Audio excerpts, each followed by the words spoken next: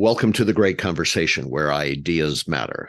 Ideas shape markets. Ideas can and will change the world.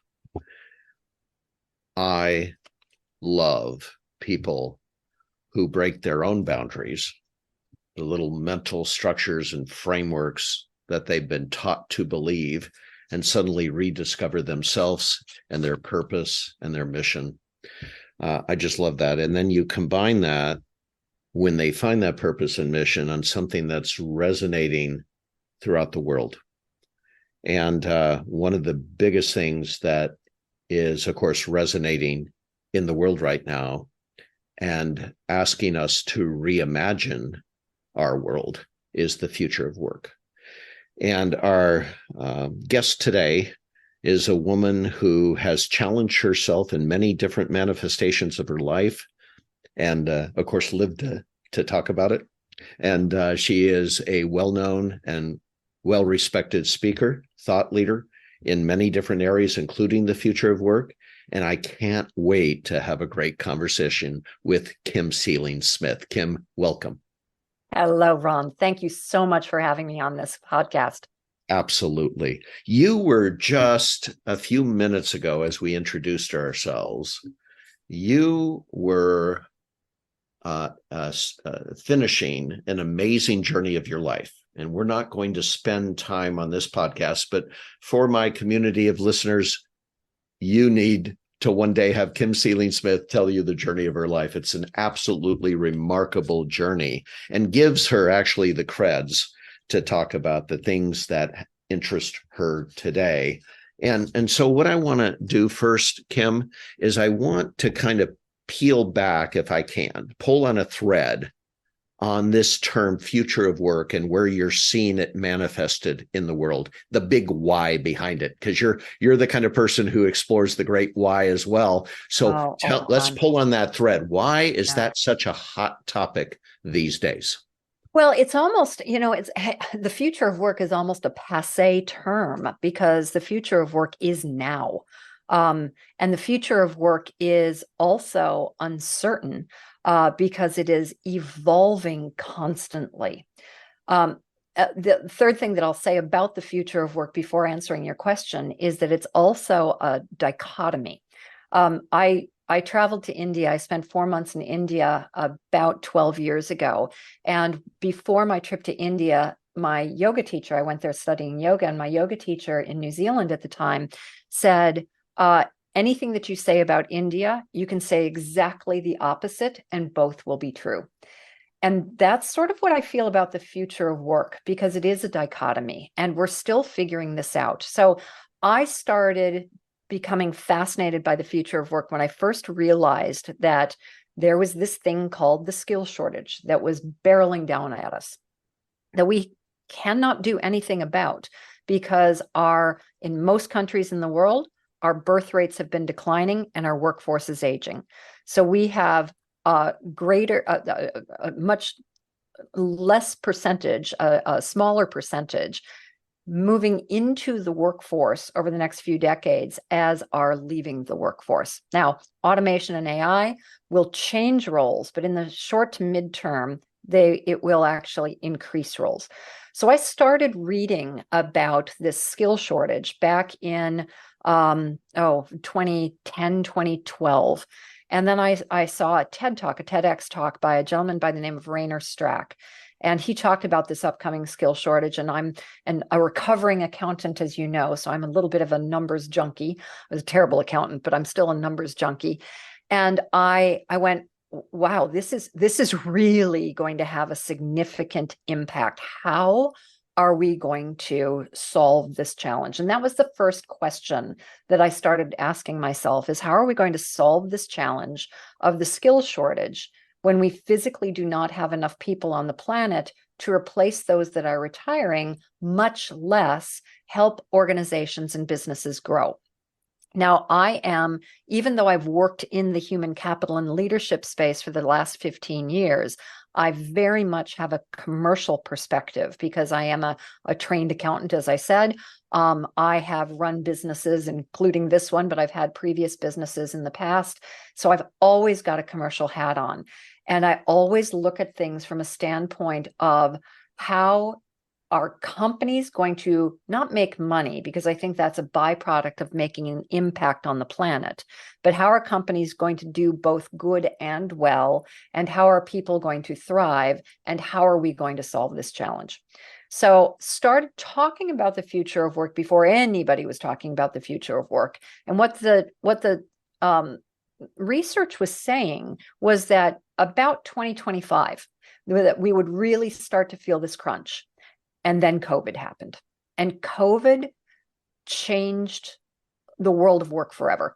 And in fact, here in Australia, where I currently live and spend most of my time, I work throughout the world, but I do spend most of my time in Australia since the pandemic, and since we can do so many things virtually now, which is great.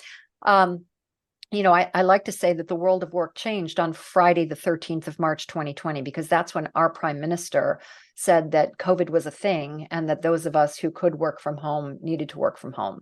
And on the face of it, unless you're involved in the logistics of getting your entire staff to work from home literally overnight, on the face of it, that was a fairly minor change. But what ended up happening is that change ended up accelerating all of the, or many of the workforce trends that we had seen build over time. Trends like the rise of the for-purpose organization. Now, I'm not talking about not-for-profit. I'm talking about for-purpose. That can actually be traced back to Bill Gates addressing Davos in 2009, but it never really gained traction until COVID hit. The 4-day work week, that's been around for decades, but it never gained traction until COVID hit. So COVID was like the first domino to fall, which accelerated all of these other trends. And so now we're in the future of work, and we're figuring the future of work out. And we are we're in this space of recognizing and coming to terms with bigger questions like what work is really.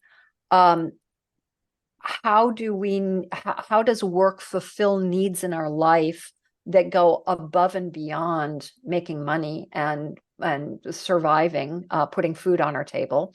And we're seeing that with, the stats. There was a stat from the University of South Australia just last week that said that up to 45% of people here in Australia are willing to take up to 20% pay reduction for flexible work. So the rules are changing. They're constantly evolving. And so the dichotomy is we're in the future of work, and the future of work is still evolving. I'm writing furiously, everybody, just so you know, because this is fascinating. There's so much to unwrap here. But you start with skill shortage. That definitely was predictable based on the aging workforce, based on the birth rates in many of the countries, because this is a global phenomenon. And when you talk about skill shortage, you have to talk about demographically what skills you're referring to. So it could be in the STEM area, in mathematics, science. It could be in just the pure sweat labor area. Yeah. Could be in leadership. So there's all sorts of things to break down there. But then you switched, you pivoted, and you said, that's just one thing. And now it's the nature of work itself. So we may actually find a way around the skill shortage. Most of us would say, oh, it's probably going to be automation like AI, but that isn't the real thing. The nature of work, the nature of being human and their work, yes, is really a fascinating subject in and of itself. And let me throw a couple stats at you that I've been digging on. So back in 1854, there was a gentleman, he's on my bookshelf behind me, Kim, Henry David Thoreau, who said, yes, most men live lives of quiet desperation. yes. And then in 2023, Gallup publishes their engagement report. Yes. And sure enough, 73% of people work doesn't matter. No, no, exactly right. Now that's a crisis. That's an epidemic. And Absolutely. I was trying to get to the root of that because there's so, do you know how many millions of dollars are spent every year on leadership development programs Absolutely. trying to figure out, crack the code of human engagement? Yes. So Yes. what's going on there, Kim? What's your findings? Well, a few things. It's just this perfect storm of Because it's not recent. Thoreau said events. that in 1854. What's going on? Absolutely. What's going on? Absolutely. Absolutely.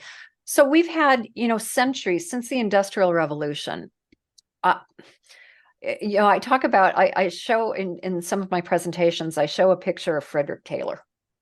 You would know who Frederick Taylor is. Many of your listeners will, some won't. But he was the father of scientific management. In fact, there's a think tank whose name escapes me right now, who rated Frederick Taylor's scientific management, I think that was the name of the book, as the #1 most influential book in the 20th century, influential leadership book in the 20th century. Now, I have not studied Frederick Taylor, and I do not want to impugn his great reputation. However, what I do know is that many of Frederick Taylor's teachings, so he was all about the science of management. Managing, and that works if you're managing machines, if you're operating machines, but people are not machines. However, due to Frederick Taylor's teaching in a large part, people were treated like machines. And the rise of the HR department, the personnel department, started back in the 30s and 40s, I believe. And we started to, as the Industrial Revolution moved into its maturity and was taken over by the Information Revolution, we started to try to manage by process and practice, rather than looking at individuals that work on our teams and for our organizations as people. We tried to treat them like machines. And so we developed policies. We developed procedures. We developed a one-size-fits-all. Now, you try and put people in a box for decades, if not centuries, and you keep them in that box, and you take away their autonomy, take away their control, take away their choice, you manage them poorly, you take away their purpose and their inspiration. When they have an opening of that box, they will storm through it. This is what I feel is happening. The skill shortage has opened that box. They recognize, they being the workers of the world, recognize that there are more jobs than people, and that this is going to be a fairly permanent condition over the next several decades. But then you add into it what I like to refer to as years worth of pandemic-induced reflection. So we were, some of us more than others, here in Australia, we went through some of the most severe lockdowns in the world, especially in Victoria, where Melbourne is located. I think they were the most locked down city. And we had lots of time on our hands to do nothing more than think. And we started to prioritize. So we're now in this perfect storm where there are more jobs than people to fill them. The people who are looking for these jobs, are taking these jobs, know that the balance of power has shifted. And at the same time, they have reflected on what's important to their lives. And in many cases, work ain't it. They're now more confident about leaving one role, sometimes without another role to go to, because they are desperately searching for a meaningful life. Now, the most savvy organizations that I work with, and I have to give a shout out to Richard Branson's 100% Human at Work initiative, which is at the forefront of helping us redefine work and helping us be at the forefront of what work looks like. This is an organization that I'm very, very intimately involved in. The most savvy organizations that I work with as my clients or through 100% Human at Work are recognizing that meaning and purpose, giving people meaning and purpose through work, is one of the best ways to help people not live lives of quiet desperation, to go back to your Thoreau quote, and to experience a meaningful life, realize their potential, and make an impact on the world. Because let's face it, the world has a lot of challenges right now. People are desperate to make an impact. Some don't know how, many don't voice it, but every single person that I talk to personally and people that I read about, even you look at, not to stray into the political arena, but you look at what happened on January 6th. Those are people that are desperate to have an impact. Now, you can argue that that impact may not have been the right impact to make, but those are people who are desperate to have an impact. Globally, people are desperate to have an impact. People are desperate to help improve their own lives and the lives of those around them. And one way that we can either enhance or deny that is helping people see meaning in work. So this is really interesting. One, we were treated like machines. Our educational systems acted as manufacturing houses just to produce people who could do something. Mm-hmm. But to do something wasn't enough. We wanted to lead meaningful lives. And ironically, we pivoted because we weren't getting meaning at work. Maybe we could get it from play. Yes. And then we found that empty as well. Yes. And there's this idea that you're talking about. Richard Branson's trying to find a way for a company to be that place where people can find their path to impact. That's what you're suggesting. Do I have that right? That's part of what they're doing, but that's a great way of articulating that. Yes, I would absolutely agree with that. And then we have one other thing, though, and this is really interesting. We walk through our different stages of life. I'm sounding like Shakespeare right now. We walk through our different stages of life. And if you think of it, we absorb. I mean, I have grandchildren right now. I'm watching this happen. They're absorbing the mores, the worldviews of the family unit, if they have one. And then they go into school and they absorb the family views of the educational system, the prevailing views of the educational system, all the way through college with the purpose to get a job. Yes. Yes. And most of the education is by rote. So there's no enriching experience in that whole manufacturing system. Correct. And the whole time, like you suggested, there seems to be stuff above the line that everyone sees. I see you as a LinkedIn resume. And so I'm going to place you in that box at work. But below the line are all these deep needs. And we very often are fearful at showing them. Yes. Fearful of being found out. So we don't talk about them. There's a whole psychological profile there. So I'm wondering if these millions of dollars we've spent trying to create human engagement at work are missing the point that of two questions. You don't know me and you don't care. Well, the feeling of being valued so back in 2010, when we were coming out of the Great Recession, the global financial crisis, I built my first model. Having spent 15 years as a recruiter, I and interviewing over 5,000 people, I had 5,000 people come into my office and tell me why they wanted to leave. And I put together this model called the 9 currencies of choice, which has stood the test of time and has been updated only once post-pandemic in 2021, about 2 years ago. I updated the wording. And one of the main currencies of choice is a feeling of belonging.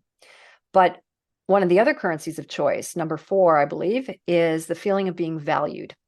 Prior to the pandemic, since I put together this model, and I put it together based on my 5,000 exit interviews, but also I do deep research. So I pressure tested this against the research.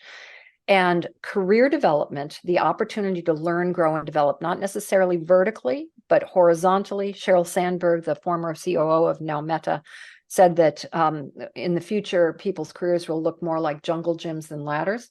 So career development was a main driver, but the feeling of being valued. Globally, career development was the biggest driver. You go back and look at Gallup's engagement surveys back to 2010, you see career development followed by the feeling of being valued and the feeling of belonging, or Gallup's having a best friend at work. Working with people that you like, that camaraderie, that community, that typically was number 3. But career development, feeling of being valued. In Australia, we were an outlier because the feeling of being valued was always number 1, or most of the time was number 1, followed by career development. However, since the pandemic, globally, the feeling of being valued has come up as number 1 in many engagement surveys. Now, that feeling of being valued has very little to do with money. And if you're a leader out here listening to this podcast, you may take exception to that, because the reason why your people are telling you that they're leaving is because they're getting offers for better jobs. This is below above the water Exactly. line. This is Only what you above hear the and line. see. Okay. That's exactly right. That is their language for saying you don't value me, because sometimes that's the only language that they have access to, but it's not what they're feeling. And I know this for certain because I had 5,000 people came into my office. Many people were paid far in excess of market rate, and yet they didn't feel valued because they weren't getting acknowledgement, recognition. They didn't feel seen. They didn't feel heard. And they wanted to leave. Conversely, I had people who were tremendously underpaid in relation to the market, who were coming to my office only because something externally was happening, and they did not want to leave, but they had to leave. So I know that money is not the driving issue. I call that a pull reason. When people change jobs, they do so for 2 reasons. There are pull reasons, those reasons that pull them into the next job. But in order for them to even pay attention to those pull reasons, something must push them to look out externally, must push them to answer that LinkedIn email or that phone call from that recruiter. And those push reasons are what managers and leaders need to concentrate on, but most concentrate on the pull reasons. Most say, I can't compete with the wages that my competitors are offering, especially in a skills short market. The good news is you don't have to. The bad news is what you do have to do is shatter the old school paradigm that you have been conditioned. I fundamentally believe that nobody wants to treat people like machines, but this is how we as leaders have been conditioned to think of our people as resources. Now, I don't care what you call the human resources department anymore. Call it people and culture, call it talent. There are lots of different names, but it's putting lipstick on a pig in most instances, because until you change the paradigm of recognizing that you don't have resources working for you, that you have human beings working with you, that if you can create a compelling purpose and give them the autonomy, the freedom, the choice, the feeling of being valued, the feeling of belonging, they will walk over hot coals to help you achieve your goals. But that's hard. That is the hard way of managing, because it takes sitting down and talking to your human beings and getting to know them, understanding what drives them. And luckily, there are only 9 things, really. There are only 9 things. Understanding what drives them and either delivering on those expectations or managing them effectively when you can't. And I'm not advocating that we try and be all things to all people. I'm not, but I do believe that we have to understand them. And if we cannot meet their expectations, we need to help them find some place that can. That's our duty of care. I'm going to try to summarize them in my own words, Kim, and see if I can honor you with my active listening skills. It strikes me, and I can't help myself, Kim. I'm a systems thinker, and I've been tracking leadership development systems for 40 years, so I can't help myself. So the first thing I think of, if we're talking below the line, can we give people themselves, individuals, a personal development framework? I mean, you and I were fortunate enough because there were no frameworks like that existed. So we had people come into our lives and give us almost spiritual epiphanies that I see you as this, Kim. Here's where I think you belong. I mean, we both had that in our lives. Yes. Absolutely beautiful. But is there a way I can learn who I am and really understand my purpose? Second stage, can I teach them how to communicate it with their relationships, which primarily are at work, otherwise known as a team? Can I teach them how to not fear that level of transparency, that it's in the hands of people who want their development, both personally and professionally? Can I do that? That's a level of trust. We don't have that level of conversation you're referring to. What is the methodology for that? And finally, and this is the secret sauce, the magic, can we take that personal and professional development and align it with organization's purpose, mission, and goals? I don't see any of that formally being delivered. Do you? Yeah. Very little. Very little. And if it is, it's someone like you going in and working for the next 3 years on it. But that's the only thing I see. It absolutely is. No, you're right on target. And like I said, this is hard. And we have been, with the cost-cutting measures that organizations went through in the 1980s and 1990s, we eliminated the layer of middle management, and we pushed more and more responsibility onto our managers, onto our leaders.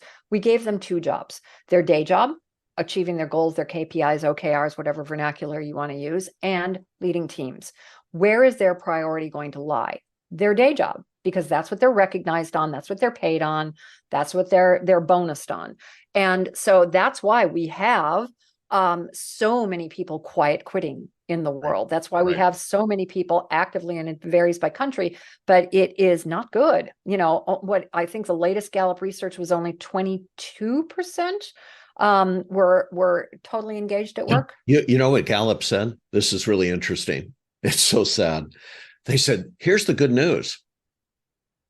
Only 73% are checked out now. Last year it was 75. Yeah, exactly. I've been studying this for 15 years. It's, the needle has moved 1 or 2 points. That's it.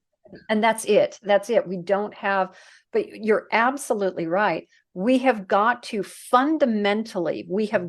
recognize that our people are our greatest resource, but not in terms of, use and abuse, treat them like machinery. Our people are resources that if we work with instead of have work for us, if we help them, the words that I use, the language that I use is create a culture of high performance and mutual goal achievement. Figure out what your people's individuals' goals are, help them reach their goals. They will, and once you articulate what your goals are in terms of outcomes, which is something else that most managers get wrong, we still try and manage by checklist, by duties and responsibilities, by tasks, rather than establishing outcomes with measurable results. align those two together, and you have a high performing organization, high performing teams, and high performing individuals. But this takes time, this takes work, and this takes shattering old school thinking. When I get up on stage and I address conferences, I say, I can stand up here all day long. In fact, I could probably stand up here for 6 months and give you tools until the cows come home. I've got more tools than you can shake a stick at. That's the easy part. What I can't do is I cannot help you realize that you have to change paradigms, that it's going to take time, it's going to take effort, it's going to be uncomfortable, it's going to be messy, and leadership is not for the faint of heart. And most of you should not be leading because it's not where your heart lies. Find where your heart lies and contribute that, and then help people who really want to lead step into those leadership roles. And Kim, this is why this has been a great conversation. You have encouraged us to skate to where our hearts are, aligned with our competencies, aligned with people who care deeply about us. And let's both hope and pray that the Branson projects of the world teach us how to design maybe our businesses around our people. Kim, Absolutely. thank you so much for a great conversation.